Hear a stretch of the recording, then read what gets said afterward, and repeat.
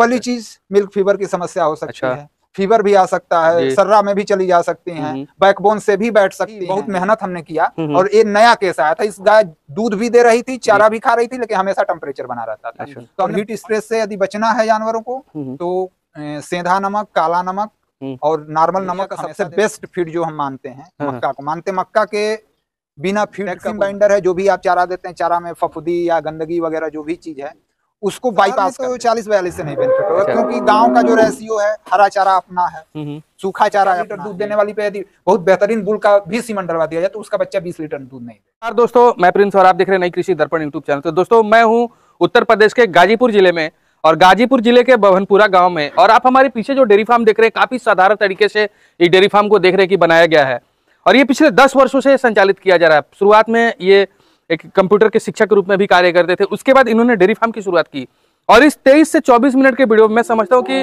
काफी महत्वपूर्ण जानकारी इन्होंने हर एक बिंदुओं पे दिया, जैसे रोग से लेकर के, यानी कि 10 वर्षों में इन्हें कौन कौन सा रोग मिला, किस तरह का जो नए पशुपालक डेयरी फार्म की शुरुआत करने चाहते हैं तो किस तरीके का गाय का चयन करे, ब्रीडिंग कैसे करे, हर एक चीज, बहुत सारी महत्वपूर्ण जानकारी जो इस वीडियो में इन्होंने दे रखा था। मैं चाहूंगा कि आप वीडियो को कंप्लीट देखें, जानकारी अच्छी लगे तो आप हमारे चैनल को सब्सक्राइब करके साथ में बेल आइकन का बटन को प्रेस करें, ताकि जब इस तरह का मैं वीडियो बनाऊं तो आपको अपडेट जो मिलता रहे। और आपका प्यार और आशीर्वाद लगातार हमें मिल रहा है, तो मैं चाहूंगा कि आप कंटिन्यू हमारे, यदि आप इस चैनल पर नए आते हैं तो आप हमारे चैनल को सब्सक्राइब कर ले, वीडियो अच्छा लगे तो बीच में जाकर के लाइक भी कर दे। तो आइए हम सर से बात करते हैं, पूरी जानकारी। नमस्कार सर, सबसे पहले आपका हमारे चैनल पर स्वागत है।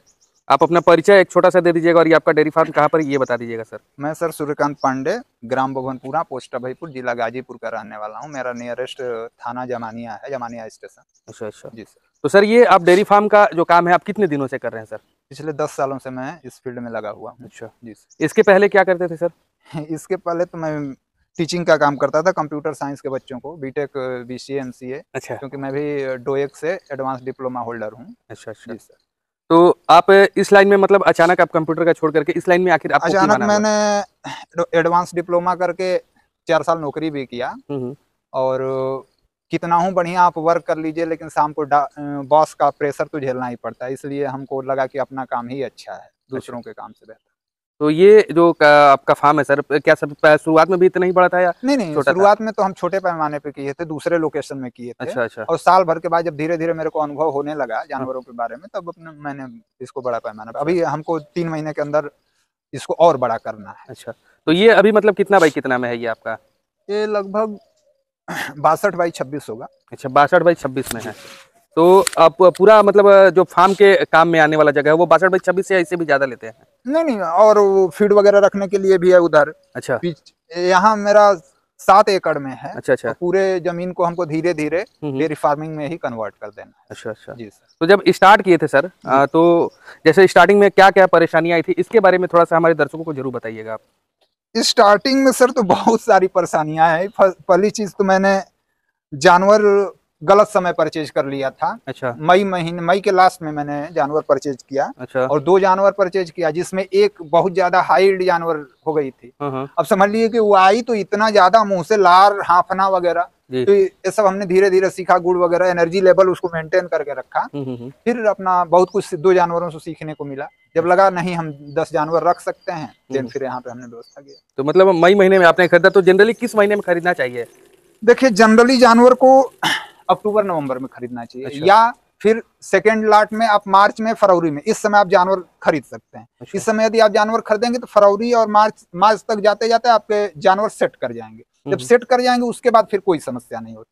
जो हमारे यहाँ के पुराने जानवर हैं उनमें कोई समस्या नहीं होती। अच्छा। लेकिन जब नए जानवर आते हैं तो उनको सेट होने में मिनिमम 1 महीना तो लग ही जाता है। अच्छा। जी सर। तो उसके बाद फिर मतलब 2 जानवर के बाद कितने दिन के बाद अपने जानवरों की संख्या बढ़ानी शुरू की? 6 महीने बाद मैंने फिर 2 जानवर परचेज किया। अच्छा। जिसमें एक जानवर मेरी डेथ कर गई। वो पहली चीज तो उसको मेला से मैं लाया था। अच्छा। तो सीख मिला, मेला से जानवर कभी परचेज नहीं करना चाहिए। किसान 5,000 ज्यादा महंगा हो, लेकिन किसान के यहाँ से जानवर आप परचेज करिए। वहाँ उस जानवर का जेर भी रुका था। आई गर्मी का दिन था, आई रेड वाटर में कन्वर्ट हो गई। फिर किसी तरह हमारे एक उनको मित्र कर लीजिए या हमारे अग्रज कर लीजिए, वीके तिवारी, जिन्होंने डेयरी चलाने के लिए बहुत ज्यादा सपोर्ट किया। अच्छा। उन्होंने 6 महीने तक हमको मेडिसिन का भी वो दिया, क्या बोलते हैं, ट्रीटमेंट। हम अपने जानवरों के लिए किसी डॉक्टर को नहीं बुलाते। अच्छा। जो सीमन चढ़ाने के पूरा ट्रीटमेंट मैं खुद करता हूँ। जी सर। तो किस तरह के, अगर अभी तो यूट्यूब का जमाना है सर, बहुत सारे लोग जो यूट्यूब देख करके मतलब जोश में आ जाते हैं, डेयरी फार्म करना है, लेकिन लोगों को ये नहीं पता होगा कि किस तरह का गाय शुरुआत के दिनों में खरीदनी चाहिए। तो किस तरह की गाय खरीदनी चाहिए? देखिए, शुरुआत के दिनों में तो 8 से 10 लीटर से ज्यादा गाय नहीं खरीदनी चाहिए। प्योर एचएफ ब्रीड नहीं लेना चाहिए। यदि प्योर एचएफ ब्रीड लेते हैं तो आप हमेशा शुरुआत में परेशान रहेंगे, क्योंकि प्रोडक्शन के माने में तो सबसे बेस्ट एचएफ है, बट सबसे ज्यादा मेंटेनेंस कास्ट एचएफ में ही लगता है। अच्छा जी सर। तो इसलिए शुरुआती दिनों में आप एचएफ से कभी मत शुरू करिए, हल्का फुल्का क्रॉस ब्रीड से ही शुरू करिए। और जब आप परिपक्व हो जाइए तो बिना एचएफ का डेयरी चलने वाला नहीं है। तब आप चाहें जितना ब्रीड में हो आप जानवर खरीदिए, क्योंकि बिना एचएफ का आपका डेयरी सफल नहीं है। 2 ही ब्रीड आपके डेयरी को चला सकते हैं। यदि फैट और एसएनएफ के तौर पर देखा जाए तो जर्सी सबसे बेस्ट है। प्रोडक्शन, एक ब्यात का पूरा प्रोडक्शन देखा जाए तो सबसे बेस्ट एचएफ है।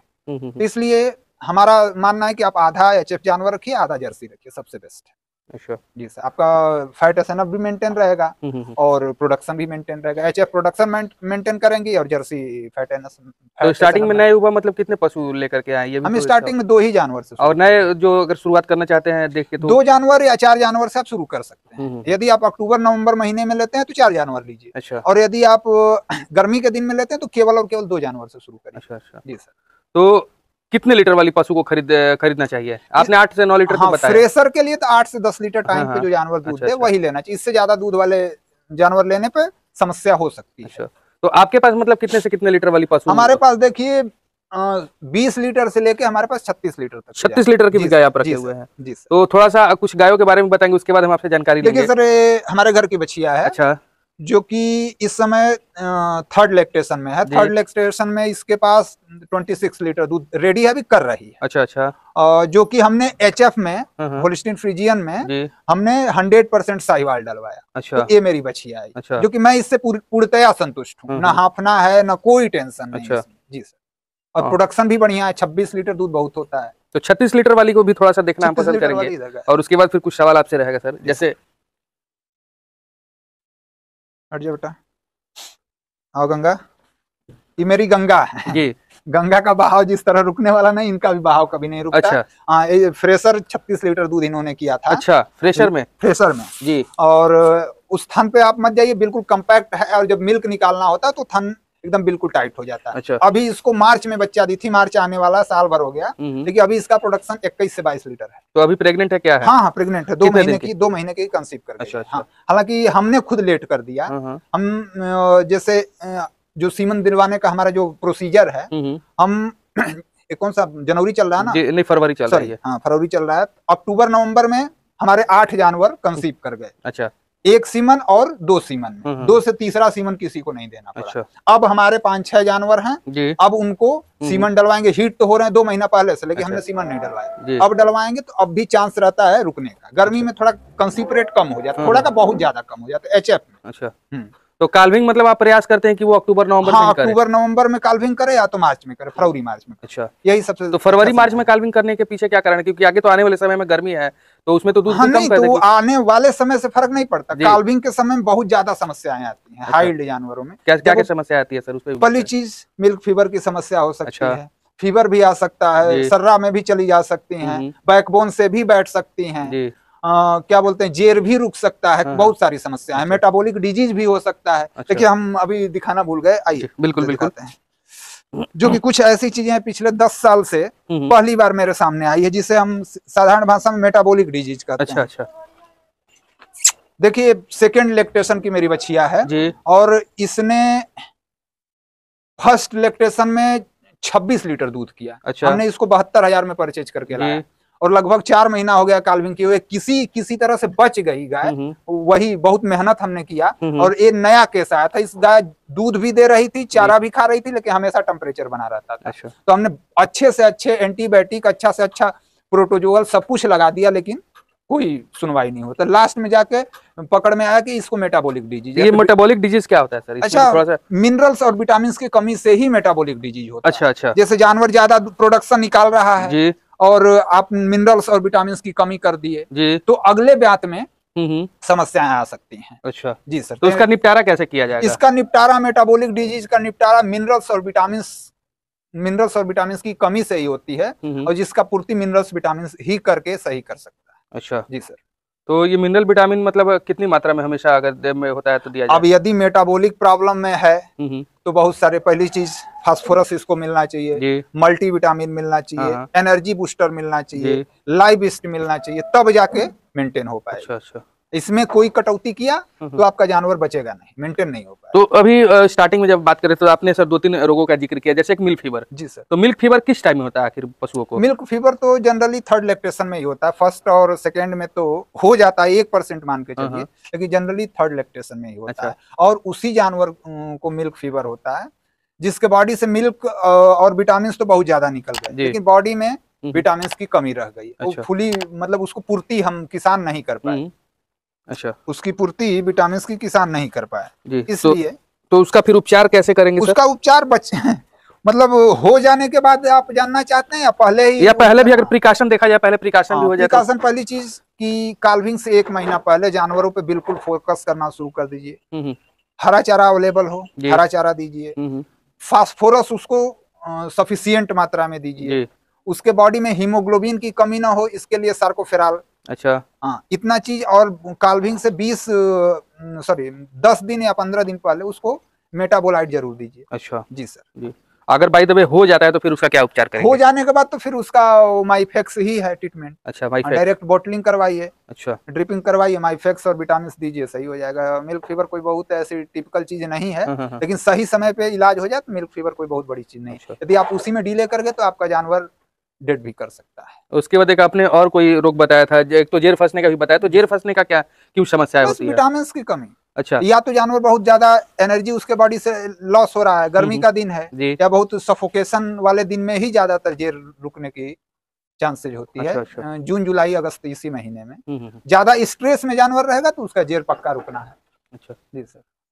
मैंने बहुत सी गौर भी किया है सर कि जैसे अगर डेयरी फार्म कोई बंदा अगर शुरू कर रहा है तो उसको 2-3 समस्या ज्यादा दिखता है। पहले तो एक हीट स्ट्रेस। जी। तो हीट स्ट्रेस क्यों होता है और कैसे उसका उपचार करें, ये बताइए सर। पहली चीज तो जानवर को मतलब वेंटिलेशन, आपके गौशाला में वेंटिलेशन अच्छा होना चाहिए। अच्छा। गर्मी का दिन है तो कूलर वगैरह लगा के रखिए जानवरों को, बढ़िया फीड मैनेजमेंट करिए। अच्छा।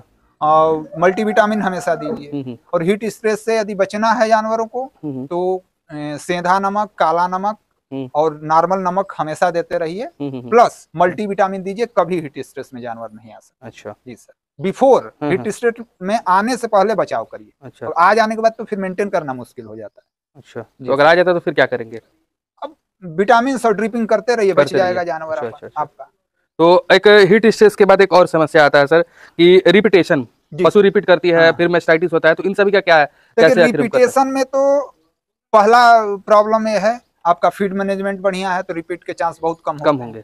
दूसरा चीज मौसम भी बहुत महत्व रखता है। अच्छा। यदि एचएफ है, एचएफ जून जुलाई में हीट में आ रही है तो उसका कंसिप्शन रेट डाउन रहता है, कंसीव होने का चांस बहुत कम रहता है। अच्छा। एचएफ यदि नवंबर दिसंबर जनवरी में हीट में आ रही है और फीड मैनेजमेंट आपका बढ़िया है तो 100% कंसीव कर जाएगी। अच्छा। हमारे 2 महीने के अंदर 8 जानवर कंसीव किया और हाई यील्ड जानवर। फीड मैनेजमेंट बहुत जरूरी है। अच्छा जी सर। तो अब हम बात करेंगे आपके फीड मैनेजमेंट के बारे में। आपने जब बताया तो फीड मैनेजमेंट में आप क्या देते हैं, कैसे देते हैं, इसके बारे में थोड़ा सा जानकारी जरूर हमारे दर्शकों को दीजिएगा सर। देखिए सर, फीड मैनेजमेंट में तो जी पहली चीज प्रोटीन की भरपूर प्रचुर मात्रा में इनके बॉडी में प्रोटीन जाना चाहिए जी। और मक्का दुनिया का सबसे बेस्ट फीड जो हम मानते हैं, मक्का को मानते। मक्का के बिना फीड का कोई मतलब नहीं। अच्छा। हम देखिए 12 महीना मक्का, चना का चूरी जी, चोकर जी, एक अच्छा सा कोई खली, चाहे वो मूंग का हो, चाहे सोया का हो, चाहे तीसी का हो या सरसों का, कोई एक खली। अच्छा। और किसान प्रीमियम पशु आहार देते हैं, क्योंकि हमने बहुत सारा पशु आहार खिलाया, लेकिन किसान प्रीमियम से बढ़िया किसी का रिजल्ट। अच्छा अच्छा। तो जो भी आपने बताया सर, कितनी मात्रा में अगर और दूसरी चीज जी बताइए। देखिए मिनरल बहुत मस्ट है। मिनरल लाइविस्ट और टैक्सिम बाइंडर, ये 3 चीज जानवरों के लिए बहुत ही मस्ट है। अच्छा। लाइविस्ट का काम होता है आप जो भी फीड देते हैं और आपका जो रूमन का बफर होता है उसको मेंटेन करके रखता है, जानवर कभी पेट से संबंधित प्रॉब्लम नहीं आती जानवरों को। टैक्सिम बाइंडर है, जो भी आप चारा देते हैं, चारा में फफूंदी या गंदगी वगैरह जो भी चीज है उसको बाईपास कर देता है। अच्छा। और मिनरल मिक्सचर तो दूध से जो भी विटामिन निकलते हैं उसकी पूर्ति करता है। बस कितनी मात्रा में? अब देखिए, एक जानवर को जो 20 से प्लस दूध दे रहा है तो 100 ग्राम मिनरल, 20 ग्राम लाइव हिस्ट और 20 ग्राम टैक्सिन बाइंडर या 50 ग्राम भी दे सकते हैं, इतना देना मस्ट है। अच्छा जी सर। और जो आपने सर बताया मक्का, चनाचूरी, खल, तो क्या एक ही साथ तैयार कर लेते हैं या मतलब रोज रोज? नहीं, मिक्स करके एक साथ मिक्स करते हैं। कितना केजी का मिक्स करते हैं? 3 दिन का हमने तैयार, हालांकि उसका तो फार्मूला अलग है, लेकिन हम 50 केजी मक्का, 50 केजी चना का चूली और चोकर और 50 केजी खली, अच्छा, ये आप तैयार कर लेते हैं? तैयार करके फिर पशु आहार अलग से। नमक वगैरह भी? हाँ बिल्कुल, नमक 1%, 1% 5% यूरिया, सॉरी अच्छा क्या बोलते हैं, मिनरल। अच्छा, लोग कहते हैं 1%, लेकिन हम 5% से कम नहीं देते हैं। फिर डिवर्मिंग वगैरह भी कराते हैं? हाँ, हर 3 महीने पे डिवर्मिंग करना रहता है। जो बच्चा दूध पी रहा है हर महीने उसको करना। अच्छा अच्छा जी सर। तो अब इसके बाद आपका टोटल हर्ड साइज कितनी पशु अभी आपके पास? मिल्किंग वाली है? अभी हमारे नॉन पास मिल्किंग कितनी है? बड़े जानवर हैं 15, जिसमें 2 केवल ड्राई में है और सभी जानवर अच्छा मिल्किंग में है। जी सर। मतलब 13 में तो कितना दूध का प्रोडक्शन कर रहे हैं? लगभग दोनों टाइम मिला के 2.25 कुंटल दूध। ये पीक सीजन का बता रहे हैं, ये अभी जो पीक में नहीं, ऐसा सर कि ग्राफ आपको मेंटेन करके चलना है। यदि 2.25 कुंटल का टारगेट है तो हर महीने आपको 2.25 कुंटल दूध, पीक की बात ही नहीं रहती। तो ये कैसे मेंटेन करते हैं हर एक 2.25 के? जैसे ज्यादा जानवर ड्राई हो गए तो आप बजट बना के रखिए, एक नया जानवर परचेज कर लीजिए। अच्छा। या आपके पास बछिया है तो बछिया यदि हो गई 2-4 तो हर 2 महीने 4 महीने बच्चा देंगे तो आपका मेंटेन हो जाएगा। अच्छा, प्री प्लानिंग के तहत चलेंगे तभी आपका डेयरी सफल होगा। तो 200 क्विंटल जो आपका दूध है जी वो किस रेट से जाता है सर? 40 से 42, एवरेज रेट जो हमारा 40 से 42। 40 से 42। तो आप गांव में रह करके कर रहे हैं तो 40-42 में मुनाफा हो जाता है? नहीं हो पाता? हाँ, मुनाफा तो हो जाता है जी, क्योंकि आप इतने दिनों से लगे हैं, मुनाफा है तभी तो कर रहे हैं। बिना मुनाफा का कौन, बिल्कुल कोई नहीं कर पाएगा, कोई करेगा। तो क्या अगर 40-42 अगर शहर में लोग करके करे तो क्या बेनिफिट हो पाएगा? देखिए, शहर में तो 40-42 से नहीं बेनिफिट होगा, क्योंकि गांव का जो रेशियो है, हरा चारा अपना है, सूखा चारा अपना है। लेकिन शहर में तो आपको हरा चारा भी परचेज करना पड़ेगा, सूखा चारा। तो जो शहर का, यदि शहर में गाय का यदि 50 लीटर 50 रुपए नीचे से जाता है तो फिर कोई मतलब नहीं होता, और गांव में गाय का दूध यदि 40 से नीचे जाता है तो कोई मतलब नहीं होता। अच्छा जी सर। तो मार्केटिंग पकड़ना भी तो गांव में पॉसिबल नहीं हो पाता है, 200 लीटर दूध भी खा पाना तो काफी सर, असल में इस फील्ड में जो क्वालिटी पे ध्यान देते हैं, देखिए हमारा रिटेल का सुबह है जी, और टाइम फिक्स है और काउंटर सेल है जी। वहाँ लोग अपना अपना डलुआ लेके भीड़ लगा के अच्छा आते हैं, लेकिन हमने आज तक क्वालिटी पे कभी समझौता नहीं किया। एक नंबर दूध 50 रुपया रेट के हिसाब से हम देते हैं। अच्छा जी सर। तो अब बात आती है सर की ब्रीडिंग। जी सर। जो कि डेयरी फार्म के लिए एक वरदान साबित होता है, लेकिन कैसे वरदान साबित होता है? क्योंकि बहुत से लोग ब्रीडिंग करना शुरू होता है तो उनके लिए अभिशाप भी बन जाता है। नहीं, तो वो जो उनका मैनेजमेंट है, मैनेजमेंट में यदि गड़बड़ी रहा तो ब्रीडिंग अभिशाप हो सकता है। अच्छा। क्योंकि आपके पास 10 गाय हैं जो मिल्किंग में है, और आपने 10 बछिया तैयार कर लिया तो उनका इनकम का टोटल कास्ट तो बछिया में चला जाएगा। अच्छा। तो फिर माइनस में जाने लगे तो आपके लिए अभिशाप हो जाएगा। और यदि आपके पास 10 गाय हैं और एक सीजन में 3 बछिया तैयार कर रहे हैं तो आप सफल हो जाएंगे, और 2 साल के बाद वो बछिया 3 लाख की हो जाएंगी तो आपकी सेविंग हो जाएगा। अच्छा अच्छा। तो मतलब ब्रीडिंग आप करते हैं? किस तरीके का सीमन इस्तेमाल कर रहे हैं अभी, इसके बारे में थोड़ा सा जानकारी दीजिए। अब देखिए, बहुत सीमन की तो अच्छी सीमन की हमारे यहाँ अवेलेबिलिटी नहीं है, लेकिन हमारा प्रयास है कि मैं अपना कंटेनर रखूं और अच्छे से अच्छे सीमन के बच्चे निकालूं। देखिए, हमारी एक अच्छी सी बछिया है, इसका लगभग 1.5 से 2.25 महीने की है, लेकिन 45 से 50 केजी इसका वेट हो गया। अच्छा, किस सीमन की है ये बछिया? HF की है, साहिवाल में 100% HF डलवाए थे। अच्छा। हाँ, इसलिए डलवाए थे कि थोड़ा क्रॉस ब्रीड में आ जाएगी। जी जी। और इसकी माँ जो साहिवाल है वो लगभग 25-26 लीटर दूध करती है। अच्छा। इसका भी प्रोडक्शन 26-27 से कम नहीं होगा, लेकिन ये हर मौसम को झेल लेगी। अच्छा अच्छा। घर की बछिया, हालांकि घर की बछिया यदि HF भी हो और बहुत ज्यादा ब्रीड में हो तब भी वो हर मौसम को झेल सकती है, लेकिन घर की बछिया होनी। और ये क्या, ये बछिया क्या है? नहीं, बछिया नहीं है, तो थर्ड लैक्टेशन की, ड्राई में नहीं है। लगभग इसको बच्चा 7-8 महीना हो गया, अभी 6 लीटर टाइम पे दूध। और ये जो बछिया है इसका क्या पोजीशन है? ये तो बछिया अंटरंडम आ गई, मिल गई कहीं से तो उसको रख दिया। अच्छा अच्छा। देखिए, हम अच्छी बछिया तो इधर तैयार किए हैं। जी बिल्कुल, दिखाया जाए सर। हमारे फर्स्ट लैक्टेशन की बछिया है जो सेकंड लैक्टेशन के लिए सीमन ले चुकी है। अच्छा। और फर्स्ट लैक्टेशन में ही इस बछिया ने 20 से 21 लीटर दूध किया था। अच्छा। अभी उम्मीद है कि सेकंड लैक्टेशन में 25 से 26 दूध कर देगी। अच्छा, तो किस सीमन की है ये? HF है। HF में मतलब कौन सा बुल का है? एक बुल के नाम से भी तो होता है ना? नहीं, हिमालय बुल की। अच्छा, हिमालय बुल की है। हिमालय बुल की है। ये देखिए, फर्स्ट लैक्टेशन में मेरी बछिया है। अच्छा। जो कि इसकी माँ 28 लीटर दूध कर रही है। 28 लीटर दूध कर रही है, 3-4 महीने के सीमन ले चुकी है। अच्छा, ये कौन सा सीमन की कौन सा बुल की है ये? अब इसका ऑन पेपर देखना पड़ेगा। अच्छा, पेपर पे रिकॉर्ड है। हाँ, पेपर पे लिखा हुआ है। मैनुअली याद नहीं है, लेकिन ये भी अच्छे सीमन की है। और हम उम्मीद करते हैं कि फर्स्ट लैक्टेशन में तो नहीं, सेकंड लैक्टेशन में 30 लीटर। तो कितने मतलब कौन से कितने यील्ड वाले जो आप बुल का चयन करते हैं, ये भी तो एक मायने रखता है। देखिए टोटल चीज बुल पे ही नहीं निर्भर करता जी। आप जिस गाय को सीमन डलवाते हैं उस गाय पे भी निर्भर करता है। आप चाहे कितना हूं अच्छे ब्रीड या कितना हूं अच्छा बुल हो, उसका सीमन डाल दीजिए, लेकिन गाय अच्छी नहीं है तो आपको बहुत अच्छा मिल्क प्रोडक्शन नहीं मिल पाएगा। बुल प्लस जो काऊ जिसमें सीमन डलवा रहे हैं, दोनों को मतलब महत्व देना पड़ेगा। केवल बुल से नहीं है। 4 लीटर दूध देने वाली पे यदि बहुत बेहतरीन बुल का भी सीमन डलवा दिया जाए तो उसका बच्चा 20 लीटर दूध नहीं दे। अच्छा जी सर, तो मतलब गाय भी कहीं ना कहीं बेहतर होना चाहिए। अभी बुल से ज्यादा मस्ट गाय बेहतर होना, क्योंकि अभी के समय में बहुत सारे लोग कह रहे हैं कि नहीं ये सीमन डलवाइए, इसका रिकॉर्ड अच्छा होगा, लेकिन ये शायद कम ही लोग बताते हैं कि गाय भी अच्छी होनी। नहीं ये हमने देखा है। अच्छा देसी में आप डलवा देंगे HF का, जिस बुल की माँ 50 लीटर दूध देती है, तो क्या देसी की बछिया 20 लीटर दूध कर देगी? कभी नहीं कर पाएगी। इसलिए बुल का तो अच्छा होना मस्ट है, बट जो गाय जिस गाय में सीमन डलवा रहे हैं वो भी अच्छा होना। तो हमारे समझ से बछिया जो निकलती है बुल की माँ और जो गाय है जिसमें सीमन डाला गया, बुल की माँ के दूध का प्रोडक्शन और गाय का प्रोडक्शन दोनों को जोड़ के उसका हाफ कर दीजिए, वो बछिया दूध निकालेगी। अच्छा अच्छा। तो अंत में अब एक सवाल रहेगा सर कि अगर नए पशुपालक भाई अगर डेयरी फार्म की शुरुआत करना चाहते हैं तो उनके लिए आप क्या संदेश देना चाहेंगे सर? क्योंकि आपका तो 10 वर्षों का अनुभव है। उनके लिए तो हमें यही संदेश देना चाहते हैं कि पहले आप इनकम के चक्कर में मत पड़िए। पहले आप 2 जानवर लाइए और सीखिए कि कहाँ कहाँ क्या क्या समस्याएं होती हैं, और जब आप उसमें परफेक्ट हो जाएंगे तो जानवर बढ़ाइए तो आपको इनकम भी दिखने लगेगा। और शुरू में 2 जानवर 4 जानवर 6 जानवर जो ला के इनकम के चक्कर में पड़ जाते हैं, फिर वो डेयरी नहीं चला पाते। पहले जानवरों को मेंटेन करना बहुत मस्ट होता है। जानवर आपके मेंटेन है तो आज नहीं कल फायदा देंगे ही देंगे। चलिए सर, काफी महत्वपूर्ण जानकारी आपने हमारे इस लंबे से वीडियो में दिया, इसके लिए आपको बहुत बहुत धन्यवाद सर। धन्यवाद।